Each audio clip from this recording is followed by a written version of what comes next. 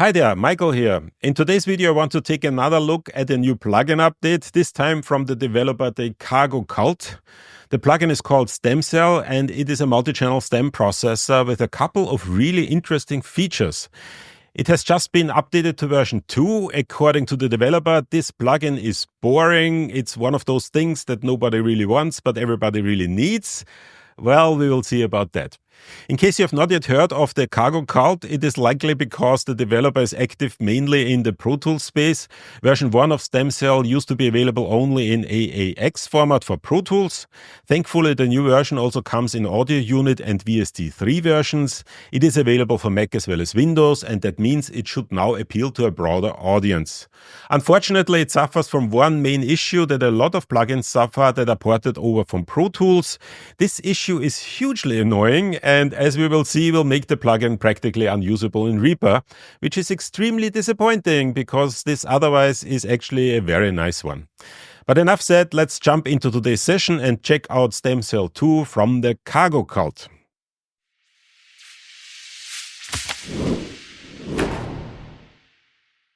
So I've opened up Reaper here, and I'm going to start out with Reaper, but as we will see, I will actually run into serious issues and will need to switch DAWs later in this video. And what I have here is pretty much the same track that I had last week. It is a track that has been created with Suno AI, so this is an AI-generated track. I apologize for that, but I think sometimes it makes sense to just remind ourselves that AI is after us. And what I did is I asked Suno to create something that is a little bit of an electronic dance track, but with a Middle Eastern vibe. And I think it did actually a quite nice job in kind of coming up with something.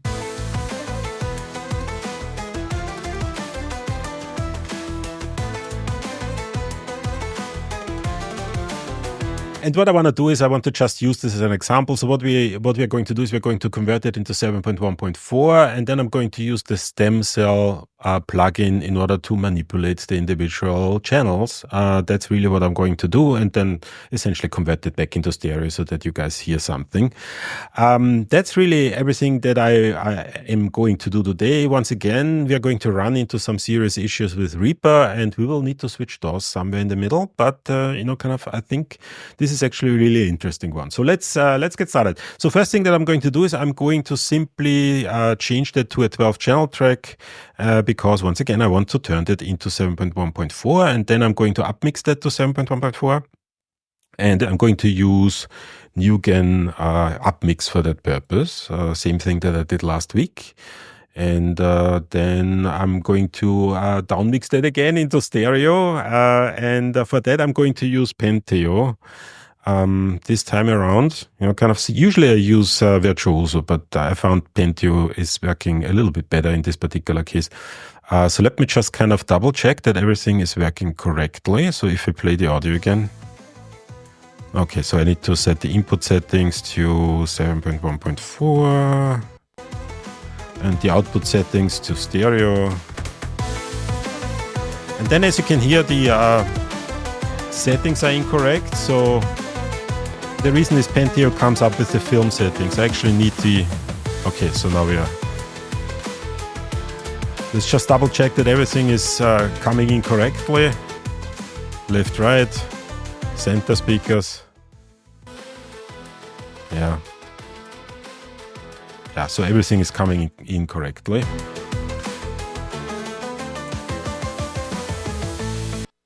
So let's add our StemCell plugin and let's play around with the individual channels because as we will see, this is actually kind of quite interesting. So let's add StemCell, and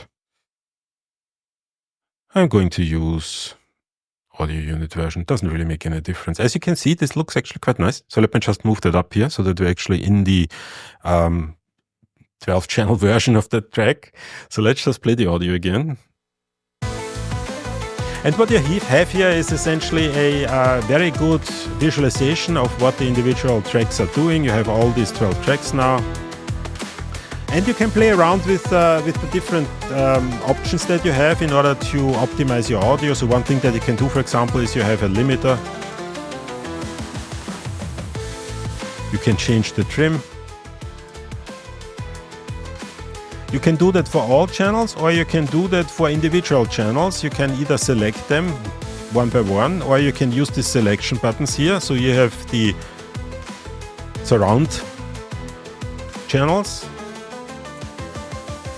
all surround channels, including the height channels, the front channels, only the top channels, only the bottom channels, everything but the LFE, or everything in total. And what's nice here is that you can choose, or you can select, for example, you can limit one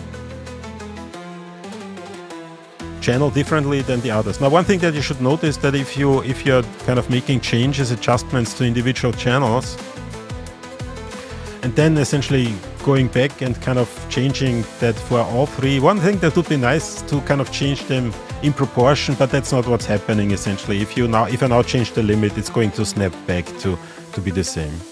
It's just something to be aware of. Now, there is a high pass filter and a low pass filter. Well, actually it was just the other way around, but that's fine. And then you have a redirect option, and what this redirect option allows you to do is it allows you to redirect the audio into the LFE, or so the lower frequencies into the LFE, or if you do that for the LFE. So where's the LFE? Here's the LFE. So if you do that for the LFE, it's actually going to redirect the higher frequencies of the LFE in the other channels. So this is actually really, really nice. And obviously we can mute individual channels, we can do all kinds of things with that. So that's all good and nice, but one thing where this plugin really shines is an additional feature, and that is the spectral ducking. So this is the first plugin that I'm aware of where you can do spectral ducking on a per channel basis. So you can have individual channels ducking to a sidechain individually differently, and you can do that for each of those 12 channels, and you can set that up as you like. Now, the problem that I'm running into that is that for that to work, you actually need to use sidechaining. And let me just show you where the problem is so that you know what I'm talking about. So let me just start the audio again.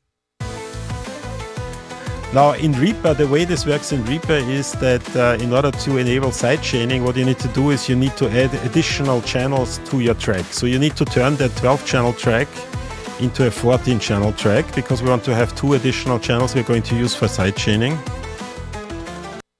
And as soon as I do that, the audio disappears. Why does it disappear? Well, it's because of this plugin. If I disable that plugin, it's coming back in. And that also is true if I just kind of delete it and bring that back in. So let me just delete that plugin, by delete them completely, and let's maybe kind of add that back in. And you might already recognize what the issue is. The plugin now no longer knows what type of channel configuration it has, and it is simply kind of stopping our audio from going through. And that is a bummer, because there's just no way to get that plugin to work with sidechaining in Reaper. There's no way to do that, and the reason for that is because the plugin wants to automatically detect the channel layout, and because it sits on a 14 channel track, it doesn't know what these 14 channels are, and instead of just kind of allowing me to select what layout I want, it's just saying, no, I'm not going to do anything. I'm going to stop any audio from going through. And that unfortunately makes this plugin completely unusable in Reaper. And, I think it's something that I see quite often from developers that are used to working in Pro Tools, because in Pro Tools, everything has a predefined channel layout. So you can actually rely on Pro Tools telling the plugin what channel layout this is on. But this is not true for any other digital audio workstation, in particular not for Reaper. So if you're, for those of you, and I'm going to come back to that with a very small rant towards the end of this video. If you are a plugin developer, please make sure that people can select the channel layout, because then things like that happen, that you have a really nice plugin that's actually really usable, but the most impressive feature, the most useful feature, is completely unusable in a particular digital audio workstation, in this particular case in Reaper. So in order to see how that works, what I have to do is I have to switch to a different digital audio workstation, and I'm going to switch over to Studio One. So I'm now in Studio One, and what I have here is pretty much exactly the same setup. I have this little track here, and I use the mix bus in order to convert it into 7.1.4. I'm using NewGen Halo upmix in order to upmix into 7.1.4 in exactly the same way I did within Reaper. I have Penteo to kind of downmix back into stereo in exactly the same way I had in Reaper. The only difference now is that I have stem cell here in there, and I have a second track, and this second track is really just me talking. That is the audio from a video from 2 weeks ago. And what I'm going to use is I'm going to use this spoken words, the kind of my speech, in order to do the ducking here in stem cell. And for that, all I really needed to do is I needed to sidechain that. So I'm going to use that audio as a sidechain input into stem cell, and it's going to come in here, and that will essentially kind of drive the ducker. So let me just play that. It's going to sound a little weird because these two things don't really work together. And quite frankly, the music is a little bit too loud. It's just kind of just for demonstration purposes. So don't say kind of Michael doesn't know how to mix kind of spoken word with music. I do, but for this purpose, essentially, we're just going to do that a little bit on the weird side. So let's just play that. And here we are. Hi there, Michael here. And as you can see here is the sidechain coming in. And what I can do now is I can sidechain all tracks simultaneously, so I can use this spectral duck function. And you see here how the audio is going to be ducked. Now, to determine which group you belong to, you'll probably need to watch this video until the end to get the full picture. And somebody also told me that it helps if you subscribe. So this is without ducking. If you've been following my videos for a This while, is with ducking. And what is really unique here is that I can now do that individually. So for example, if I only want to duck, if I only want to duck the first 3 channels, the front channels, for example, I can do that. From that perspective. Second, I'm a bit of a headphone collector. I own about 2,000 high-end headphones ranging in price points. My current So maybe only left and right channel. MB1 and the Newman NDH30. They are here under my desk. So these guys I can change the attack. Well, I probably should select something. They are my absolute favorites for casual listening or when I need close-back headphones, like for example, the release. These videos. There's a high pass You that for professional work, I almost and a low pass. Turn to these little devices here, the Apple AirPods Pro version 2. There are several reasons for this, which I will explain in detail. However, the most important reason and the main focus of this video is that the Apple AirPods Pro 2 now function as FDA-approved over-the-counter hearing aids. And this means you can use them to compensate for any without ducking in your hearing. In this video, I'll show you how this works and more importantly, whether it can help you make better music. And here's a big spoiler alert. The answer is yes, absolutely. It does help you producing music And that is actually really nice. I'm not sure if there are any other plugins out there that can do that. And it's probably one of the most interesting features of this plugin. So this plugin is a little bit expensive, but I think if you are in kind of in a market where you sometimes need to duck, for example, the front channels for voiceovers, kind of if you're doing work for a movie or television, for example, this might be exceptionally useful because you can duck only certain channels and leave the other intact. And you can also, for example, kind of maybe use some of the channels in order to duck other channels. So that's also an option. So there are a lot of creative possibilities here. Unfortunately, once again, not for Reaper users. So if you're a Reaper user, you're out of luck. Sorry for that. So you're stuck with the basic functionality of stem cell.